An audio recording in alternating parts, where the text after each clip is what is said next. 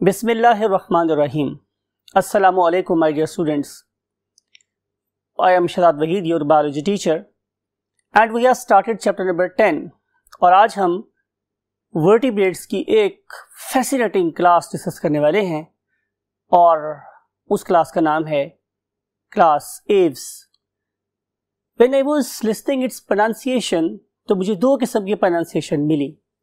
उनमें से एक एव्स और बहुत से लोग इसे एविस भी बोलते हैं. So what ever you like, right. इनमें कौन कौन सी प्रॉपर्टीज़ हैं, ये कैसे कैसे इवॉल्व हुई हैं, किस पीरियड में डोमिनेट किए हैं, ये सारी बातें पढ़ने के लिए let's move to the white board. Yes my dear students, I am going to introduce you with this class. कि number 1, these are the most interesting group amongst all vertebrates. और इसके अंदर जो सबसे इंटरेस्टिंग फीचर है वो इसका diagnostic feature भी है, that is the presence of what feathers. तो सबसे इंटरेस्टिंग फीचर इसमें ये है कि ये रखती हैं क्या, फेदर्स, राइट. अब फेदर्स क्या होते हैं, कितनी किस्मों के हो सकते हैं, इनको हम अगले किसी पॉइंट में डिस्कस करेंगे. अगर हम बात करें इनकी एवोल्यूशन की, राइट, यू नो कि हमारा कॉन्सेप्ट ये है कि चीज़ें पहले बहुत सादा थी और वक्त गुजरने के साथ साथ ये कॉम्प्लेक्स होती चली गई, राइट. और अब आप इस पर्टिकुलर इमेज को देखें, इसमें आप लोगों को एक एवोल्यूशनरी ट्री नज़र आ रहा है.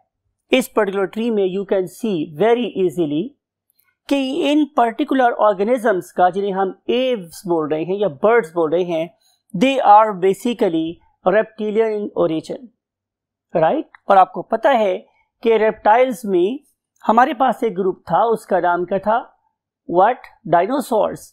और ये डायनासोर्स ही थे जिन्होंने फाउंडेशन रखी उस ऑर्गेनिज्म की कि जिसे हम आज बर्ड्स के नाम से जानते हैं. लेकिन अगर आप इस डायग्राम को इस पर्टिकुलर पॉइंट पे जरा गौर से देखें तो आपको नजर आएगा कि हम लोग मीन्स मैमल का ओरिजिन भी यहीं से हुआ है, यानी कि मैमल्स और बर्ड्स दोनों का एंसेस्टर एक ही है, लेकिन इनकी राहें बाद में जुदा जुदा हो गई. और ये according to the surrounding, according to the need and body capabilities, दो डिफरेंट लाइंस पे क्या हुए, इमर्ज हुए, राइट. उनमें से एक चीज क्रिएट हुई जिससे अल्लाह ताला ने क्या कहा कि लक़द खलक़नल इंसान फ़ी अहसनि तक़वीम, और दूसरा ज़ाहिर है फ्लाई करने वाले ऑर्गेनिज्म बन गए जिन्हें हम लोग बर्ड्स के नाम से जानते हैं. तो ये है इस पर्टिकुलर डायग्राम की डिस्क्रिप्शन. अब हम चलते हैं नेक्स्ट पर्टिकुलर पॉइंट पर. आपकी बुक को फॉलो करना है मैंने.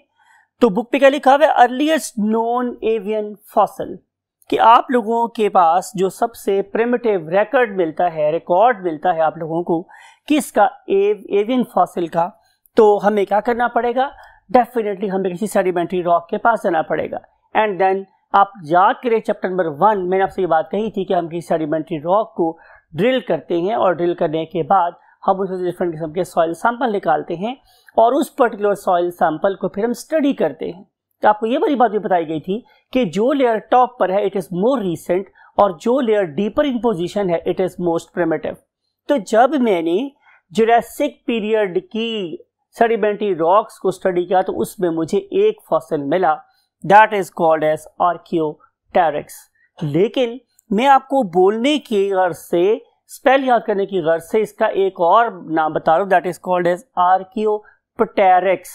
यानी कि आपने पी माइंड में रखना है, लेकिन बोलते हुए हम आमतौर पे पी नहीं बोलते, हम बोलते हैं आर्कियोटेरिक्स, राइट.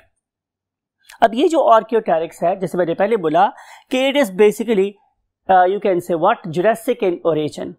अब हम इस पर्टिकुलर ऑर्गेनिज्म को क्यों कह रहे हैं कि ये क्या है, एक फाउंड कनेक्शन है, एक होता है मिसिंग कनेक्शन, एक होता है फाउंड कनेक्शन. मींस कि हम लोगों ने इस पर्टिकुलर इंटरमीडिएट ऑर्गेनिज्म की मदद से दो प्रेजेंट डे ग्रुप्स को ज्वाइन कर लिया. उनमें से ग्रुप कौन सा है, रेप्टाइल, दूसरा ग्रुप कौन सा है, बर्ड.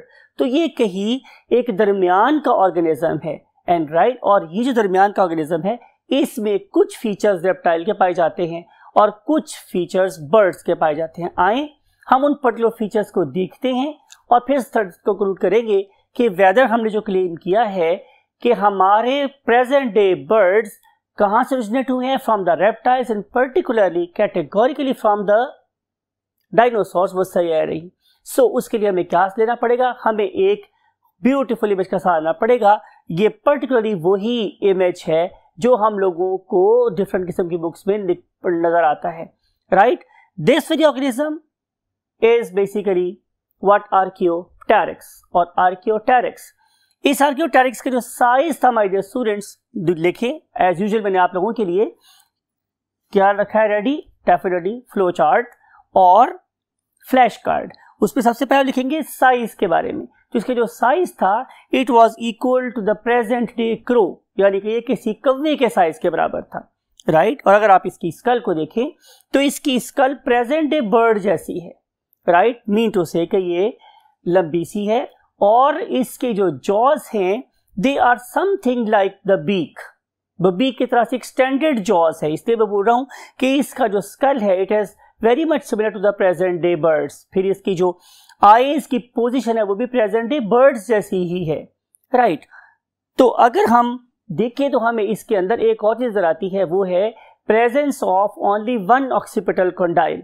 तो ये सारे के सारे फीचर मुझे इस बात को मतलब सोचने पे मजबूर कर रहे हैं कि ये कोई बर्ड ही है। लेकिन जब मैं गौर करता हूं तो मुझे नजर आता है कि इसके अंदर तो एक बड़ा यूनिक फीचर है जो प्रेजेंट डे बर्ड्स में प्रेजेंट नहीं है। Now focus what at its jaws. अगर आप इसके जॉज को देख रहे हैं तो आपको क्या नजर आएगा हमारे स्टूडेंट्स कि इसके अंदर मुझे दांत नजर आ रहे हैं जो प्रेजेंट डे बर्ड्स में नहीं थे। और आपको पता है कि जो दांत है बड़े हैवी किस्म के वो तो सिर्फ और सिर्फ हमें रेप्टाइल्स के डायनासोर ग्रुप में ही नजर आते। तो इस तरीके से ये जो मेरे पास ऑर्गेनिज्म है ये मुझे हिस्ट्री को पीप करने का, वापस आने का मौका देता है, right. So this very organism have got the teeth in the jaws, right. और जो आपको इस इमेज में नजर भी आ रहा है कि this very organism it is basically holding its prey, इस प्रे को पकड़ा हुआ है। इसका मतलब ये है कि ये बेसिकली एक कार्निवोरस ऑर्गेनिज्म था, राइट। तो बात हो रही है प्रिमिटिव कैरेक्टर की। तो presence of teeth in the jaws, in extended jaws is a primitive character, is a reptilian character, right. लेकिन जब मैं बात करता हूं एक बड़े ही यूनिक कैरेक्टर की, that is presence of wings, तो ये मुझे किसी भी रेप्टाइल में नजर नहीं आता।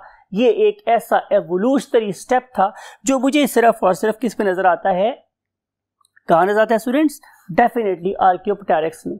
लेकिन आप जरा इस पर्टिकुलर पॉइंट को फोकस करके देखें तो आपको क्या पता चलेगा कि यहाँ anterior side of the wings में मुझे अभी भी क्लॉज नजर आ रहे हैं। यानी कि ये presence of claws is an ancient character, ये पुराना कैरेक्टर है कि इसमें एक इवॉल्विंग ऑर्गेनिज्म में, evolving organism is of course archaeopteryx that is trying to turn और modify itself into a bird.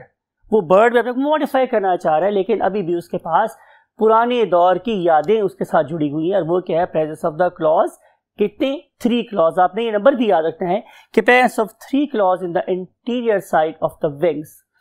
तो अब हमने इसके प्रिमिटिव कैरेक्टर भी पढ़ लिए और हमने इसके लेटेस्ट कैरेक्टर भी पढ़ लिए। तो हमें पता चलता है कि इसके अंदर अभी भी जो मोस्ट ऑफ द कैरेक्टर्स हैं वो प्रिमिटिव है, मींस रेप्टिलियन है। लेकिन एक एक्सेप्शन क्या थी, विंग्स। और विंग्स के साथ भी जुड़ा हुआ था एक प्रिमिटिव कैरेक्टर, मींस के वहां पे क्लॉज प्रेजेंट थे। तो ये है हमारे पास एक intermediate connection between the present day 2 classes. One of them is of course reptile, other one is highly evolved, that is called as the birds, right. So ये कुछ बातें थी जो आपकी बुक पे लिखी हुई थी। और अब हम चलेंगे अगले पॉइंट पे, that is the characteristics of the birds. So let's move to the second half of the board. Yes, my dear students. जैसे मैं अक्सर बोलता हूँ, मुझे है हुक्म अज़ा ला इलाहा इल्लल्लाह कि मैंने आपकी बुक को ही फॉलो करना है और हम कोशिश करेंगे कि आपकी बुक को ही लेके साथ चल रहे हों। तो सबसे पहला पॉइंट जो बुक में लिखा हुआ है that is the body, right. तो कैसी बॉडी होती है हमारे बर्ड्स की? तो आंसर इज कि जो बॉडी है वो बेसिकली कैसी है, स्ट्रीमलाइन। तो हम लिख सकते हैं यहाँ के shape wise body is streamline. अगर कोई बंदा आपसे ये पूछ ले कि स्ट्रीमलाइन बॉडी क्या होती है, तो आप बोलेंगे एक ऐसा स्ट्रक्चर जो किसी भी मीडियम में मूव करते हुए लीस्ट रेजिस्टेंस ऑफर करे। लीस्ट रेजिस्टेंस का वर्ड मैं यूज करूं माय डियर स्टूडेंट्स, सबसे कम मज़ाहमत दे, तो उसे हम क्या बोलेंगे कि डेफिनेटली द स्ट्रीमलाइन बॉडी। तो नेचर ने इसकी शेप को इतना ब्यूटीफुली डिजाइन किया है कि अगर चाहिए जमीन पे फुदक रहे हो या हवा की बुलंदियों में हवाओं को चीर रहे हो तो उन्हें कम से कम रेजिस्टेंस का सामना करना पड़ता है, right. So this is the meaning of what streamline body. आप इसे कह सकते हो it is also something like a spindle. और आपको पता है स्पिंडल क्या होता है कि वो आगे वाली साइड से और पीछे वाली साइड से पतला होता है और दरमियान से कैसा होता है, मोटा। तो यही शेप हमारे इस बर्ड की भी नजर आ रही है। फिर अगर मैं इसके बॉडी के पार्ट्स की बात करूं तो look at this very image. आपको नजर आ रहा है कि यहाँ पे इसका एक डिस्टिंक्ट हेड है, फिर इसके पास एक डिस्टिंक्ट क्या प्रेजेंट है, नेक। फिर उसके बाद third part that is called the trunk, also called as a main body, that is bearing basically the various body organs. और फिर अगर एंड पे आ जाता है इसका last part, that is the very important in the terms of balance, that is called as a tail. तो इससे कितने पार्ट्स हो गए students, 4 parts, head, neck, trunk and tail. तो आइए हम इनके पार्ट्स लिख भी लेते हैं। तो नंबर 1 जो हमारे पास पार्ट है that is called as head, other one is called as neck. मैंने एक वर्ड यूज किया था, आपको याद होगा, डिस्टिंक्ट। एक डिस्टिंक्ट नेक है और फिर उसके बाद प्रेजेंट है हमारे पास उसकी trunk, that is a main body, और the last thing is called as the balancing organ of the organism, that is called as a tail. तो ये है मेरे पास इसकी बॉडी के कुछ पार्ट्स।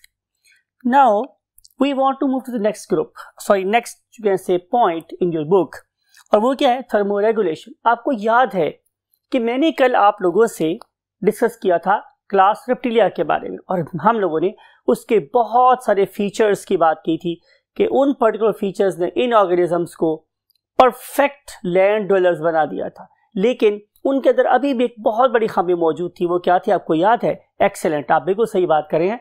हमने बात की थी उनके टेम्परेचर को रेगुलेट ना करने की मजबूरी, राइट, मींस कि they were unable to regulate their body temperature. और मैंने आपको बोला था कि उनकी पार्टी का नाम है JJON, मींस कि जा जिते ओदे नाल, मींस कि जैसा टेम्परेचर सराउंडिंग का होगा वो अपने आप को वैसा ही कर लेते हैं या हो जाते हैं, मींस जैसा देश वैसा बेस। लेकिन इस वाले केस में ऐसा नहीं है। These particular organisms they are excellent thermoregulatory organisms, means they are capable of carrying out thermoregulation, right? हम लिख रहे हैं what कि these organisms are basically warm blooded organisms। हम वर्ड यूज कर रहे हैं warm blooded। जब मैं वर्ड यूज करता हूं warm blooded, इसका मतलब ये है कि these organisms are homeotherms। homeotherms, इसके लिए हम एक और वर्ड भी लिख सकते हैं and that very organism is called as endotherms।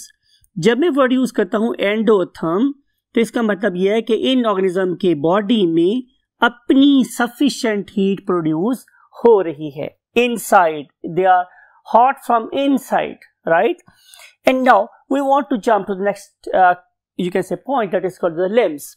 You know very well कि जो हमारी क्लास है एम्फीबियंस, और उसके बाद आते हैं हमारे पास रेप्टाइल्स, उसके बाद आ जाते हैं हमारे पास क्या, बर्ड्स, एंड फाइनली आ जाते हैं हमारे पास मैमल।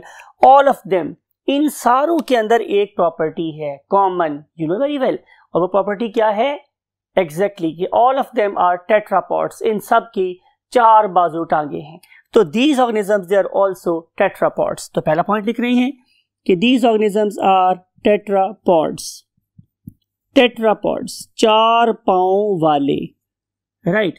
अब इसमें जाहिर है अगर हम 4 की बात करेंगे तो 2 आगे वाले होंगे और 2 पीछे वाले होंगे, मीन टू से कि कुछ कहलाएंगे हमारे पास एंटीरियर और कुछ कहलाएंगे हमारे पास क्या, पोस्टीरियर। अब जो इसकी आगे वाली बाजू हैं, जिन्हें आपको याद है कि मैं नाम दिया था कि ये पेक्टोरल गिर्डल्स हैं, यू कैन से कि पेक्टोरल गिर्डल्स हैं, और उसके 4 लिम्स हैं। They are modified into wings, वो wings में modify हो गए, और wings you know very well they are very very excellent organs for the purpose of flight। So they are built for flight. लेकिन अगर हम इसके पोस्टीरियर लिम्स की बात करें तो इसके पोस्टीरियर लिम्स में हमें क्या नजर आएगा स्टूडेंट्स? देखते हैं। Number 1, they may have got what the simple legs. जब मैं सिंपल लेग्स की बात करूं उसका मतलब ये है कि they are just meant for the purpose of sitting और पर्चिंग, राइट। लेकिन इनमें से बहुत से बर्ड्स ऐसे भी हैं कि जो सेकेंडरीली अपनी फ्लाइट की हैबिट को छोड़ चुके हैं, राइट, और अब वो सिर्फ और सिर्फ क्या कर सकते हैं? रन कर सकते हैं। तो इन वाले केस में हमारे पास कीवी और ऑस्ट्रिच दो बेस्ट एग्जांपल्स हैं। तो उनकी legs basically they are built, they are designed for the running. तो उनकी जो लेग मसल्स हैं they are very very stronger as compare to the definitely flight muscles. लेकिन इंपॉर्टेंट बात यह है कि आखिर इन ऑर्गेनिजम्स के पास फ्लाइट ना करने की वजह क्या है? तो आंसर इज कि इनके विंग्स, इनकी जो फ्लाइंग फेदर्स हैं, they are different from the flying birds. कैसे हैं आगे को डिस्कस करेंगे। And now we want to move to the next thing. Next concept is exoskeleton, यानी कि इनकी बॉडी के बाहर क्या क्या कुछ प्रेजेंट है, राइट। स्केलेटन, ढांचा, शेप देने वाली चीज। तो यू नो वेरी वेल कि इन ऑर्गेनिजम्स के पास अपनी बॉडी की प्रोटेक्शन के लिए प्रेजेंट होते हैं क्या? Feathers, right.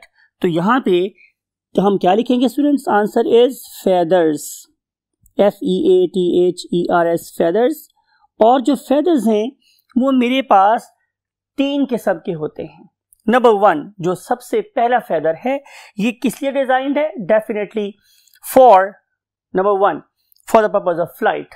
इस पर्टिकुलर फेदर को अगर आप देखें तो आपको नजर आएगा कि इसके अंदर क्या प्रेजेंट है? एक प्रॉपर क्विल प्रेजेंट है, बार्ब प्रेजेंट है, बार्ब्यूज प्रेजेंट है, और प्रॉपर लॉक्स एंड इंटरलॉक्स सब चीजें प्रेजेंट है। यानी कि अगर आप इस पर्टिकुलर इमेज को देख रहे हैं तो आपको बिल्कुल सेंटर में नजर आता है इसका quill, that is basically a hollow, you can say exoskeleton. And then side पे इसकी प्रोट्रूजन्स हैं। These side protrusions are basically called as what? Barbs. अगर मैं इसको फर्दर मैग्नीफाई करूं तो नजर आएगा कि इसके अंदर बारब्यूल्स हैं, और इस पर्टिकुलर बारब्यूल्स के अंदर लॉक और इंटरलॉक्स भी प्रेजेंट हैं। आपने देखा होगा कि बहुत से बर्ड्स फ्लाई करके आने के बाद अपनी चोंच के साथ अपने परों को क्या कर रहे होते हैं? एडजस्ट कर रहे होते हैं, ठीक कर रहे होते हैं। वो फिनोमिना, वो प्रोसेस जिसके अंदर ये अपने परों को एडजस्ट करते हैं, that is called as basically क्या? Pruning. That process is called as the pruning.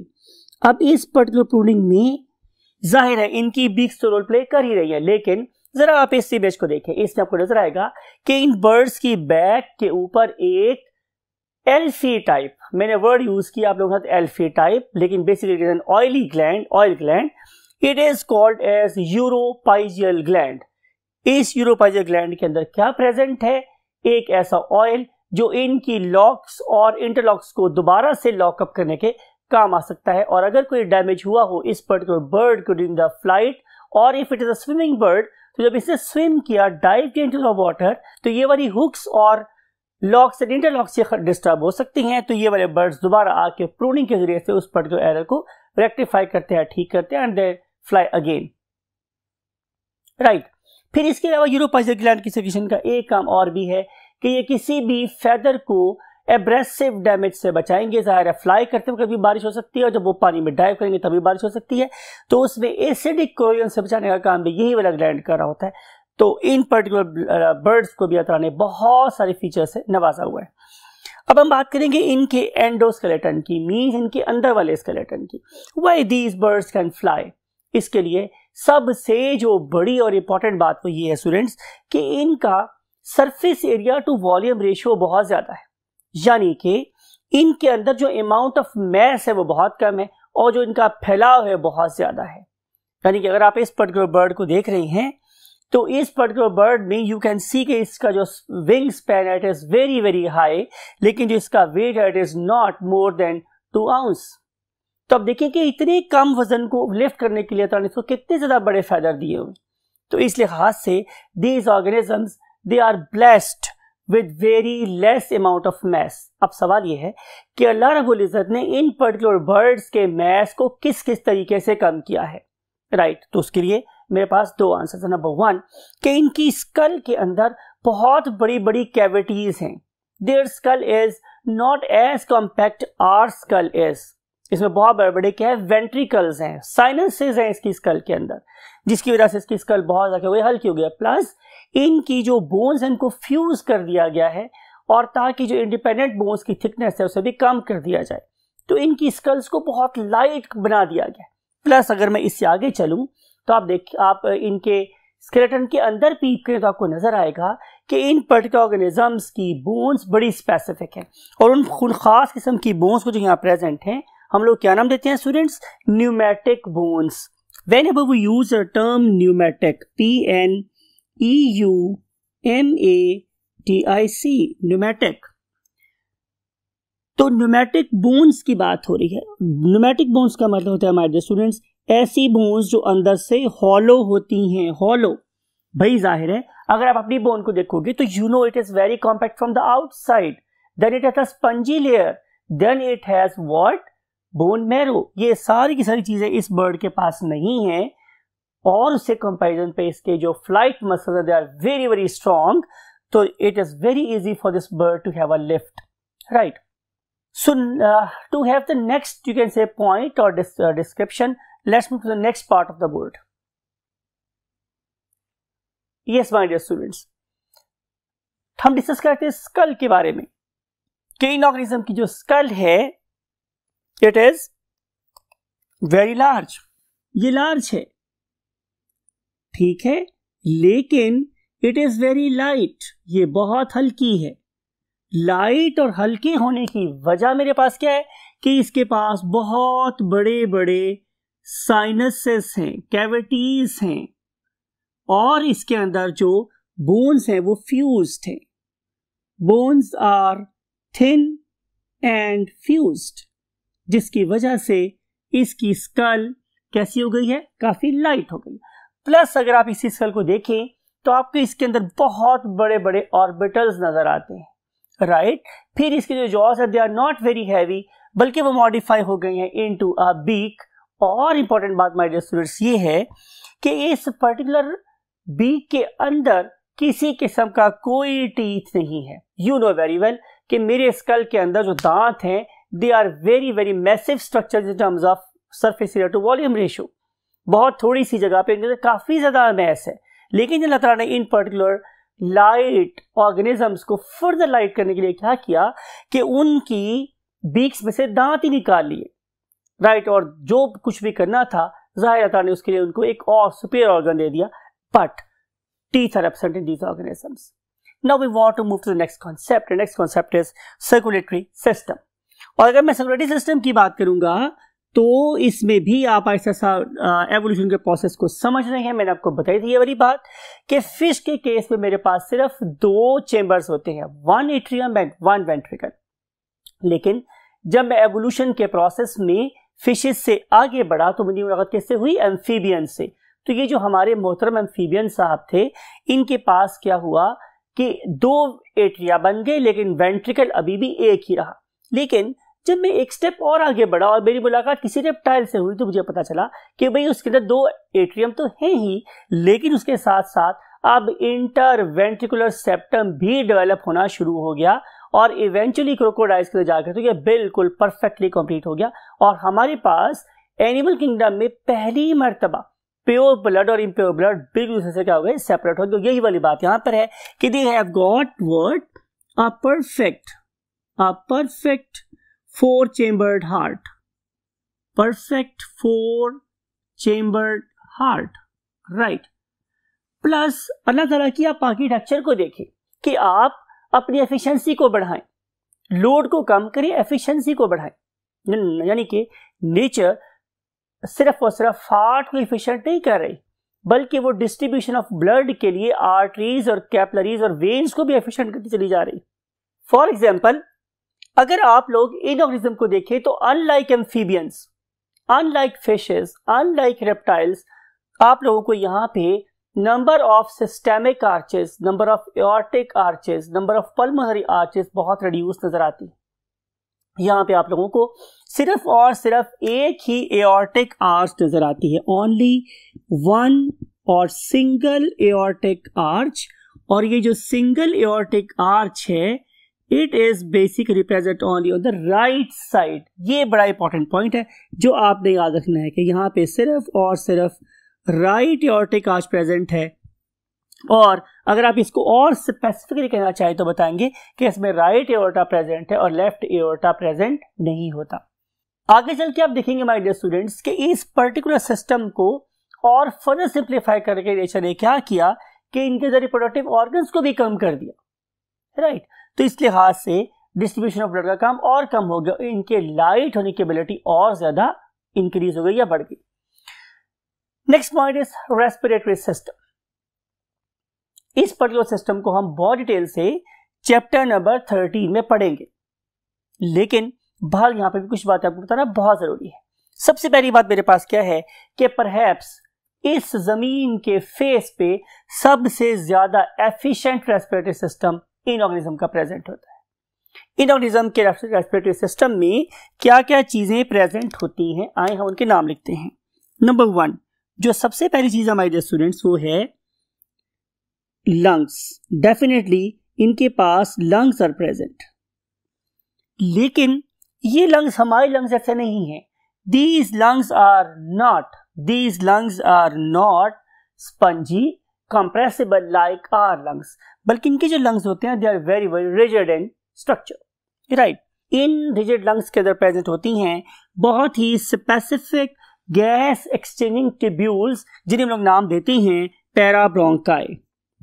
क्या बोलते हैं स्टूडेंट्स इन्हें हम लोग? पैराब्रोंकाई। तो जो पैराब्रोंकाई हैं ये इनफैक्ट इन ऑर्गेनिजम्स के अंदर रेस्पिरेटरी एक्सचेंज सरफेसेस कहलाते। एक बात आपने और याद रखनी है, यू नो कि अगर मैं आप जिसे अल्लाह ताला बोल रहे हैं कि इंसान तकवीम, अगर मैं आप लोगों की बात करूं तो हमारा रेस्पिरेटरी सिस्टम एक डेड एंड पे खत्म हो जाता है। It starts with the nose and it terminates at a blind end, and that very blind end is excellent, you know very well कि हम उन्हें alveolus का नाम देते हैं या हम उन्हें alveoli कहते हैं।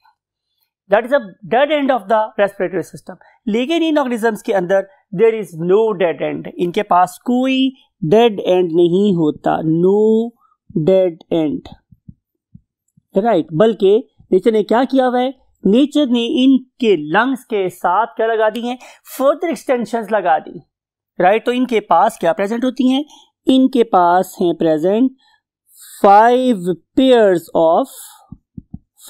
pairs of air sacs। यानी कि अगर मैं किसकी बात करूं, कुछ बुक्स की तो वो लिखती हैं 9 मींस 4 pairs and 1 large। बहुत सी बुक्स ये बोलती हैं कि नहीं, इट इज टोटल 10। लेकिन बहाल कंट्रोवर्सी है, आप इसे 4 pairs and 1 भी कह सकते हैं या आप जिसे 5 pairs भी कह सकते हैं। तो अगर आप इसे 4 pairs and 1 कहेंगे तो आप इसे 9 air sacs बोलेंगे, अदरवाइज आप इसे just 5 pairs of air sacs भी कह सकते हैं। आप इस पर्टिकुलर इमेज को देखिए तो हमने इसके ये प्रॉपर थ्योरी स्ट्रक्चर बनवाया हुआ है, और आप ओरिएंटेशन में इस ऑर्गेनिज्म को मूव होता हुआ देख सकते हैं, और देख सकते हैं कि ये वाले सारे के सारे एयर सैक्स हमारी इस पर्टिकुलर बर्ड की बॉडी में कहाँ कहाँ है। कोई क्लेविकल के नीचे है, कोई थोरेसिक चैम्बर में है, कोई एब्डोमिनल रीजन में है, और कोई इवन एक्सटेंड करता हुआ इसकी बोन्स तक पहुंच गया। आपको याद होगा मैंने एंडोस्केलेटन में बोला था कि इनकी बोन्स भी न्यूमैटिक होती हैं। अब अगर आप लोग इस पर्टिकुलर डायग्राम को देख रहे हैं तो आपको नजर आएगा कि सबसे पहले ये फ्रेश एयर को इनहेल करते हुए सीधा सीधा इन एयर सैक्स में ले जाते हैं, ठीक है। अब अगर एक बर्ड हमारे ग्राउंड लेवल पे बैठा हुआ है तो इसके air sacs very much saturated oxygen से क्या है, रिच हैं। फिर उसके बाद क्या होगा कि ये वाले जो एयर सैक्स है they will begin to contract and they will force the air backward direction. तो बैकवर्ड डायरेक्शन में फोर्स करेंगे तो अब एयर किसी दूसरे रूट से पैराब्रोंकाई के ऊपर से गुजरेगी, और पैराब्रोंकाई के ऊपर से गुजरने के बाद it will again circulate. It is not always true, but it can circulate particularly when organism is suffering from the deficiency of oxygen or it is flying at a very high altitude. An organism can feel कि जो air मेरे lungs के ऊपर अभी travel कर रही है वो बाहर के 5% से ज्यादा है या कम है, तो इसके मुताबिक हम एडजस्ट करते हैं। और इसलिए मैं एक वर्ड यूज करता हूँ या आपकी नजर कर रहा हूँ, वो यह क्या था, टर्बो सिस्टम लगवाया हुआ है। उस टर्बो सिस्टम के अंदर वो स्टेल एयर को भी बार बार यूज कर सकते जब तक कि उसका पार्शियल प्रेशर एटमॉस्फेयर प्रेशर से कम नहीं हो जाता। सो इस पर्टिकुलर ब्यूटीफुल सिस्टम की वजह से मैं बोल रहा हूं कि आसन तकवीम से भी शायद बेटर रेस्पिरेटरी सिस्टम हमारे इन बर्ड्स के अंदर प्रेजेंट होता है, राइट। तो ये तो कुछ बातें हुई आप लोगों के साथ रेस्पिरेटरी सिस्टम के बारे में। Now we want to move to the next concept that is called as a voice. ये ऑर्गेनिज्म कैसे बोलते हैं? रिमेंबर, आप लोगों की बॉडी के अंदर या मेरी बॉडी में क्या प्रेजेंट है? एक अंदर vocal cord, right, and that particular vocal cord is lying in the larynx. आपको चैप्टर नंबर 30 में पता चलेगा कि ये बेसिकली एक कार्टिलेज है that begins to oscillate, that begin to resonate, that begin to vibrate जब ये उसके ऊपर से पास होती है। हम सिर्फ आवाज पैदा कर रहे होते हैं, इन आवाजों को अल्फाज के रूप देने के अल्लाह ने क्या दिया है? आप लोगों को होंठ दिए हैं और टंग दी है। This is basically we convert the voice into words. लेकिन ये वाले ऑर्गेनिज्म के पास चूंकि वो टंग नहीं है उस तरह के जॉस नहीं है, तो this organism can not speak. However, sometime they can utter few words. आपने डेफिनेटली डिफरेंट टाइप्स के पैरट्स को देखा होगा, they can utter the words, right? तो कहने का मकसद मेरे पास ये है कि ये वाले ऑर्गेनिज्म के वोकल कॉर्ड्स तो नहीं है, तो फिर हम क्या करते हैं? हम इस पर्टिकुलर ऑर्गेनिज्म की बॉडी के अंदर झांकते हैं। तो जब मैंने जाके देखा तो मुझे पता चला कि इन ऑर्गेनिज्म की ट्रेकिया की बेस पर, हमारे ट्रेकिया के टॉप पर, इन ऑर्गेनिज्म में ट्रेकिया की बेस पर एक स्पेसिफिक किस्म का स्ट्रक्चर प्रेजेंट है, and that very structure is called as syrinx, SYRINX, syrinx, SYRINX, syrinx. तो when air pass through this particular syrinx, तो this particular syrinx begins to oscillate and produce some voice. So syrinx, it is the main vocal apparatus of the birds. It lies at the base of trachea. Move to the last part of the board, and that is for excretory system. अगर आप excretory system की बात करेंगे तो आप लोगों को ये तो बात पता ही है कि एवोल्यूशन में ये हमारे बहुत क्लोज हैं। इनके पास भी बहुत एफिशिएंट किस्म के क्या प्रेजेंट है? किडनीज। इनके पास भी प्रेजेंट है यूट्रस। लेकिन जो बात आपने बहुत गौर से देखनी है वो ये कि look at this particular image, आपको किडनी नजर आ रही है, आपको यूरेटर नजर आ रही है, but can you find urinary bladder? तो आंसर इज नो। तो इस वाले केस में वी लव टू राइट क्या कि urinary bladder is absent, urinary bladder is absent, urinary bladder is absent. ये वही बात है, बड़ी इंपॉर्टेंट बात है जो आपको एक नंबर दिलवा सकती है मेडिकल कॉलेज में जाने के लिए, तो आपने इसको अपने माइंड में जरूर जगह देनी है। प्लस इनके पास एक ही कॉमन स्ट्रक्चर होता है that is called as of course the cloaca, और इस क्लोएका में फीकल मैटर भी आ रहा होता है और बॉडी का वेस्ट भी आ रहा होता है। देयरफॉर इनका जो वेस्ट है वो सेमी सॉलिड होता है। क्या होता है स्टूडेंट? सेमी सॉलिड वेस्ट होता है, और इसके अंदर फीकल मैटर भी प्रेजेंट होता है और यूरिनरी मैटर भी प्रेजेंट होता है। सेमी सॉलिड वेस्ट होता है इनका, semi solid waste, right. Now हम एक बात और कर रहे हैं आप लोगों से, असल में ये गलत जगह पे प्लेस्ड है आपकी बुक में, लेकिन मुझे वही बात है, बुक को फॉलो कर रहा था, मैंने भी इसको यहीं पे लिख दिया।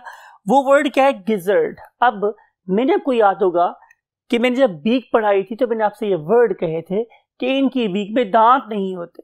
ये जो the teeth are main grinding apparatus. Teeth का काम बेसिकली क्या है कि वो बाइट करे, वो शेयर करे, वो ग्राइंड करे किसी भी चीज को, और ग्राइंड करने के बाद it will be swallowed.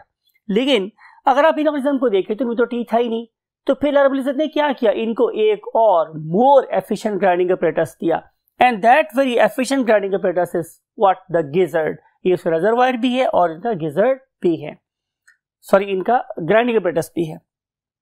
Last thing, second last thing of the topic that is called as a running bird, discuss कर चुका हूं आप लोगों के पास कि अगर आप लोग एग्जाम्पल लेते हो किसकी? कीवी की, और अगर आप एग्जाम्पल लेते हो ऑस्ट्रिच की, तो इन दोनों केसेस में what? True feathers are absent. जब मैं बात करता हूं ट्रू फेदर की, तो इसका मतलब मेरे पास ये हमारे स्टूडेंट्स, उनके पास प्रॉपर बाब्स होने चाहिए, बाब्स के बाद बाब्यूज होने चाहिए, उनके पास लॉक्स एंड इंटरलॉक्स प्रेजेंट होने चाहिए। लेकिन ये वाली चीजें हमें इसमें नजर नहीं आती। इसका मतलब ये है कि इनके जो फेदर्स हैं they can not literally press the air. आपको पता है कि जब हम इस फेदर को देखें कि इस पर्टिकुलर फेदर में जब हम हवा को किसी कर्व सरफेस के ऊपर से गुजारते हैं तो हवा ऊपर की तरफ कूदती है और नीचे वैक्यूम क्रिएट होता है और जिसकी वजह से बर्ड्स को लिफ्ट मिलती है। और उसके लिए जो फेदर्स हैं basically acting as something like a parachute, वो हवा को प्रेस करने के काम कर रहे होते हैं। लेकिन रनिंग बर्ड्स में तो हमारे पास बाब्स और बाबीज प्रेजेंट ही नहीं है, तो उस वाले केस में ये डेफिनेटली एयर को प्रेस नहीं कर सकते। जब एयर को प्रेस नहीं करेंगे तो ज़्यादा लिफ्ट भी नहीं करेंगे। तो उन्होंने फिर अल्लाह ताला ने क्या किया, इनको एक बेटर सब्स्टिट्यूशन दी, वो ये कि इनके जो पेल्विक मसल्स हैं, I am going to write the word for you, that is the pelvic muscles. Whenever you use pelvic muscle, इसका मतलब है कि पेल्विक के muscles of the hip region, pelvic region, इसके muscles they are extraordinary strong, और इस particular group of muscles की वजह से this ostrich can run very fast, even faster than the man. Last topic of the topic, last point of the topic वो ये है students reproduction.